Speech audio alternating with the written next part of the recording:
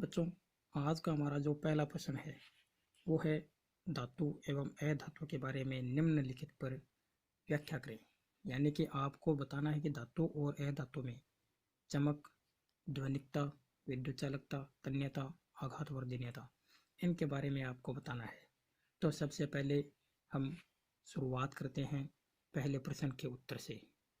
तो बच्चों, आप जानते हैं कि किसी भी पदार्थ में, किसी भी ठोस पदार्थ में चमक अगर है तो वह धातु की श्रेणी में आता है।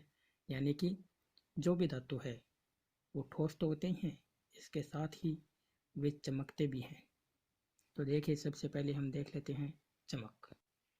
बच्चों, चमक जो है वो केवल ठोस में पाई जाती है, केवल ठोस में ही होती है।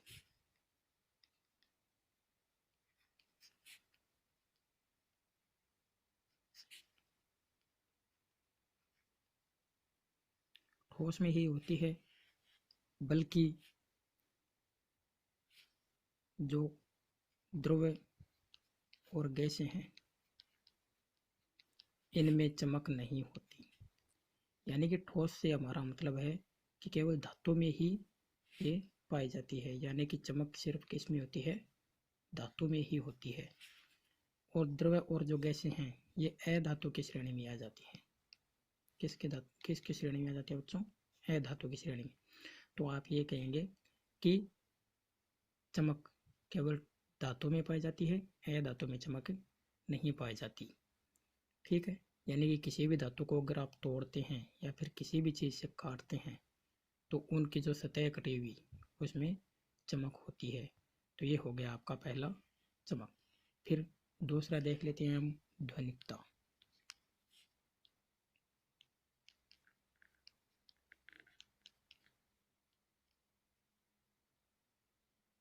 बच्चों, ध्वनिकता का अर्थ होता है ध्वनि करना। क्या होता है? ध्वनि उत्पन्न करना।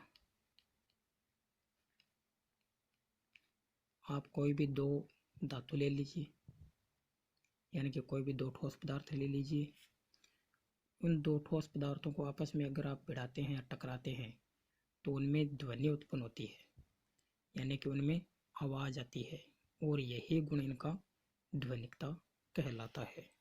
ये सिर्फ धातुओं में होती है, बल्कि अधातु में नहीं होती। किस में होती है?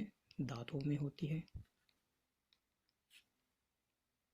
धातुओं में उपस्थित और अधातु में नहीं होती है। तो आप क्या लिखेंगे कि ध्वनिकता केवल धातुओं में पाई जाती है, अधातुओं में ध्वनिकता नहीं होती। फिर देखते हैं विद्युत चालकता। विद्युत चालकता बच्चों, आप इसको ऊष्मा का चालन भी कह सकते हैं। ऊष्मा की चालकता अथवा विद्युत की चालकता। तो बच्चों, जिन पदार्थों में विद्युत धारा का प्रवाह होता है वे विद्युत के चालक कहलाते हैं। और यहाँ पर केवल धातु ही विद्युत के चालक होते हैं। धातु ही विद्युत के चालक होते हैं। यानी इन धातुओं में ही विद्युत की चालकता होती है और अधातु में नहीं। अधातु में नहीं। यानी कि जो धातु हैं उनमें तो विद्युत चालकता होती है, लेकिन अधातु में विद्युत की चालकता नहीं होती। लेकिन बच्चों, आप याद रखना, इसका एक अपवाद है। क्या बच्चों? इसका एक अपवाद है। यानी कि एक अधातु ऐसी है, यानी कि जिसका नाम है ग्रेफाइट। और ग्रेफाइट एक अधातु है जो इसका अपवाद है, क्योंकि यह विद्युत का चालन दर्शाता है। यानी कि विद्युत का चालक है। ग्रेफाइट क्या है? विद्युत का चालक है। बल्कि जो भी अधातुएं होती हैं वो ज़्यादातर कुचालक होती हैं, विद्युत की कुचालक। लेकिन ग्रेफाइट अधातु होते हुए भी विद्युत की चालक है। बच्चों, एक और आप पॉइंट याद रखना, वो पॉइंट है पारा, यानी कि मरकरी। बच्चों, मरकरी यानी पारा आपने थर्मामीटर में देखा होगा। सामान्यतः जो भी ठोस होते हैं, जो भी ठोस नहीं, जो भी धातु होते हैं, सारे के सारे धातु ठोस अवस्था में पाई जाती है। सारी की सारी धातुएं ठोस अवस्था में पाई जाती हैं, लेकिन पारा एक ऐसी धातु है जो द्रव अवस्था में पाई जाती है। पारा कौन सी अवस्था में पाई जाती है बच्चों? द्रव अवस्था में। बाकी जो अन्य धातुएं होती हैं वे सभी ठोस अवस्था में होती हैं, इसलिए इसका अपवाद पारा है जो कि द्रव अवस्था में पाई जाती है। तो बच्चों ये हो गई विद्युत की चालकता। धातु विद्युत के चालक होते हैं और अधातु विद्युत के कुचालक होते हैं, लेकिन ग्रेफाइट अधातु है जो कि इसका अपवाद है क्योंकि यह विद्युत का चलन दर्शाता है। और जो आपके कच्चे पेंसिल में लिखने के लिए काम में लिया जाता है काला कलर, वो काला वाला हिस्सा जो है वो लीड ही ग्रेफाइट की बनी हुई होती है। ठीक है बच्चों, अब हम देख लेते हैं इसका अगला पॉइंट, और इसका अगला पॉइंट है तन्यता। इसका अगला पॉइंट है बच्चों तन्यता। बच्चों जब भी हम धातु को पीटते हैं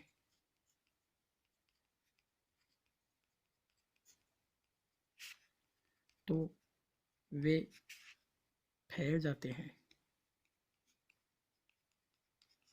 क्या कहते हैं बच्चों? फैल जाते हैं, यानी कि धातु को पीटकर तार बना सकते हैं। क्या बना सकते हैं? तार बना सकते हैं, उन्हें तान सकते हैं। इस गुण को क्या कहेंगे? हमें तन्यता कहेंगे। धातुओं को पीटकर हमें तार बना सकते हैं और उन्हें तान सकते हैं, इसे क्या कहेंगे? तन्यता कहेंगे। ये सिर्फ धातुओं में पाई जाती है, बल्कि अधातु में यह नहीं होती। अधातु में यह नहीं होती, यानी कि अधातु को कितना भी पीटो आप आपस को तार नहीं बना सकते। इसी तरह से अगला पॉइंट नंबर 5 आता है आघात वर्धनीयता।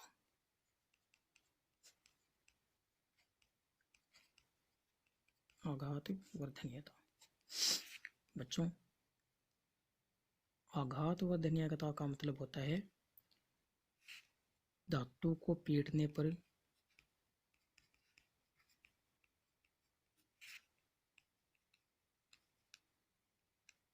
फैलना अथवा धातु को पीटने पर उसके आकार में वृद्धि होना, या आकार बढ़ना भी कह सकते हैं आप। इसे क्या कहते हैं? आघात वर्धनीयता कहते हैं। आघात का मतलब होता है चोट करना या पीटना। तो आघात यानी चोट से, वर्धन का मतलब होता है बढ़ना, यानी उसके आकार में क्या हो जाती है? वृद्धि। तो धातु को पीटने पर उसका आकार बढ़ना क्या कहलाता है? आघात वर्धनीयता कहलाता है। बच्चों ये आघात वर्धनीयता भी सिर्फ धातुओं में ही पाई जाती है, यह अधातु में नहीं पाई जाती। आघात वर्धनीयता का गुण अधातुओं में नहीं होता है। तो बच्चों ये हो गए धातु और अधातु में अंतर। और अगर आपसे इनकी व्याख्या करने को बोले तो भी आप इन्हीं को पॉइंट के रूप में लिख सकते हैं और इन्हीं के आपको परीक्षा में नंबर मिल सकते हैं। अब बच्चों चलिए हम देखते हैं प्रश्न नंबर 2 का उत्तर। प्रश्न नंबर 2 का उत्तर, और प्रश्न नंबर आपके सामने था और हम फिर से देख लेते हैं कि प्रश्न 2 क्या था। बच्चों प्रश्न 2 में आपको पूछा गया है वनोन्मूलन के बारे में, यानी कि वनोन्मूलन क्या है और वनोन्मूलन के कारण क्या हैं और इसके प्रभाव क्या होते हैं। तो हम सबसे पहले देख लेते हैं वनोन्मूलन की परिभाषा। तो वनोन्मूलन की परिभाषा लिखने के लिए आप क्या कहेंगे कि वनों की लगातार अथवा निरंतर होने वाली कटाई अथवा वनों के लगातार होने वाली कटाई अथवा वनों की लगातार होने वाली कमी को ही क्या कहते हैं? वनोन्मूलन कहते हैं। क्या कहते हैं? वनोन्मूलन कहते हैं, यानी वनों के लगातार अथवा निरंतर होने वाली कटाई अथवा कमी को वनोन्मूलन कहते हैं। बच्चों इसके कारण, इसके बहुत सारे कारण है बच्चों। जैसे सबसे बड़ा कारण इसका जो है वो है जनसंख्या वृद्धि।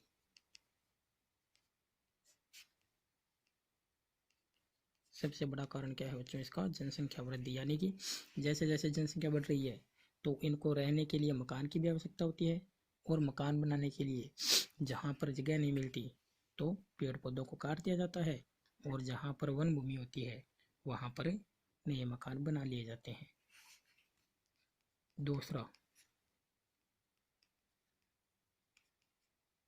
औद्योगिक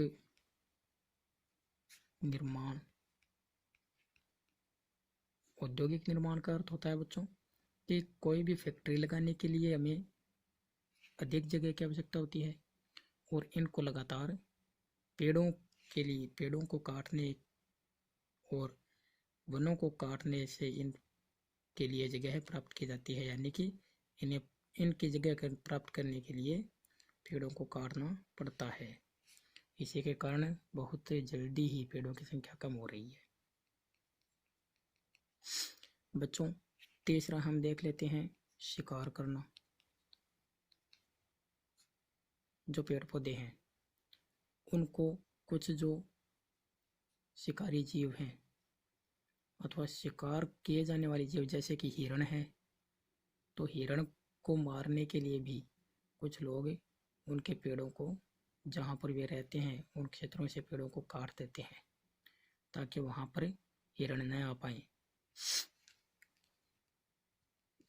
फिर बच्चों हम देख लेते हैं चौथा। तो चौथा कारण इसका हो सकता है सड़क निर्माण। यानी कि सरकारें जो भी सड़क बनाने की अनुमति देती हैं उनके आसपास आने वाले जितने भी पेड़ पौधे होते हैं या फिर जहाँ से सड़क गुजरनी है तो उस क्षेत्र के उस स्थान से कई सारे पेड़ों को काट दिया जाता है, जिसके कारण लगातार वन भूमि में और वनों में कमी हो रही है, जो कि हमारे लिए बहुत ही हानिकारक हो सकते हैं। बच्चों अब देख लेते हैं हम वनोन्मूलन के प्रभाव। बच्चों, प्रभाव में अच्छा तो प्रभाव है नहीं, बल्कि इसके सिर्फ दुष्प्रभाव ही हैं, यानी बुरे प्रभाव ही हैं। तो इसके लिए सबसे पहला हो सकता है पर्यावरण प्रदूषण में वृद्धि।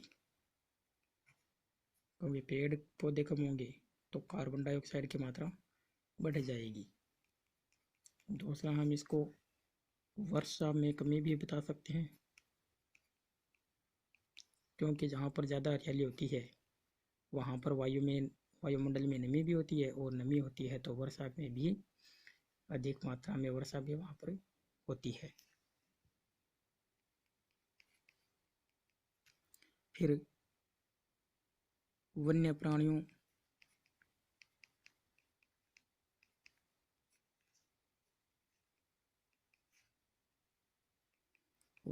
का जो आवास होता है, जहाँ पर वे रहते हैं, पेड़ पौधों के नीचे या फिर पेड़ पौधों के अंदर अथवा पेड़ पौधों के ऊपर रहते हैं, तो वे पेड़ पौधे अगर कट जाएंगे तो इनके आवास भी क्या हो जाएंगे बच्चों? नष्ट हो जाएंगे।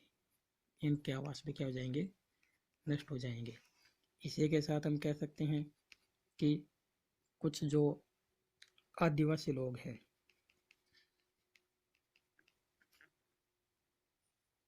उन आदिवासी लोगों का भोजन भी उन्हें नहीं मिलेगा, क्योंकि पेड़ पौधे कट जाएंगे तो उन्हें फल कहाँ से मिलेंगे? उन्हें खाने के लिए जगह, उन्हें खाने के लिए सामान कहाँ से मिलेगा? तो हम क्या कहेंगे कि आदिवासी लोगों के लिए जो भोजन होता है उसकी कमी हो जाएगी। इसके साथ ही जलाने के लिए लकड़ी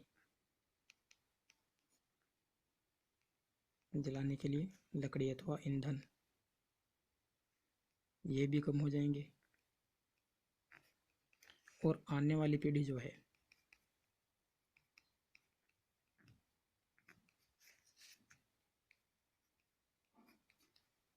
आने वाली पीढ़ी को इमारती कास्ट की भी कमी हो जाएगी।